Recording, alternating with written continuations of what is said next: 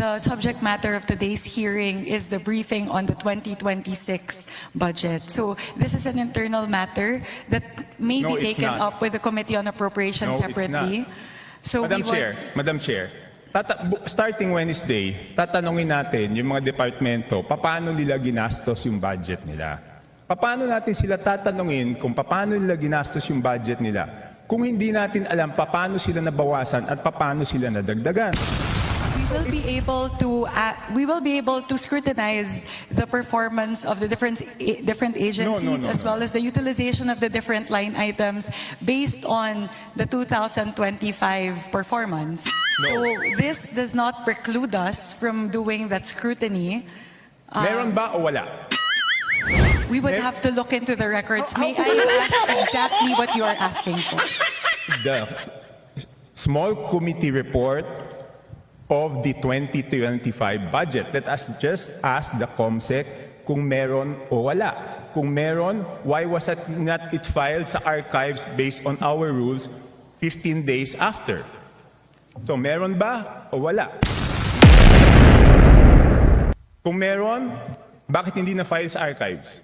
Kung wala, I will let you proceed, Madam Chair. I will not hold this budget hostage. Gusto ko lang malaman, meron o wala? The HGAB itself, the output of the small committee is already embedded into the HGAB itself. So that's the report. That's the output of the small committee. It's not the report, Madam Chair. Based on our rules, each committee must come out with a report. No committee is exempted from coming out with a committee report. Please check Section 39 of Rule 9 of our rules.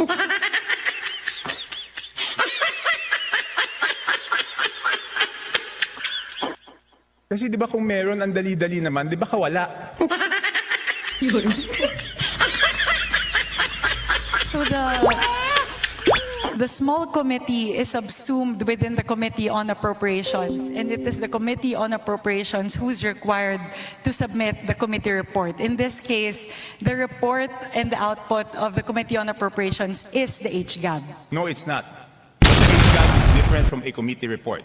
Just like any other bill, the bill is different from the committee report. There must be a committee report included to the bill. It is not one and the same.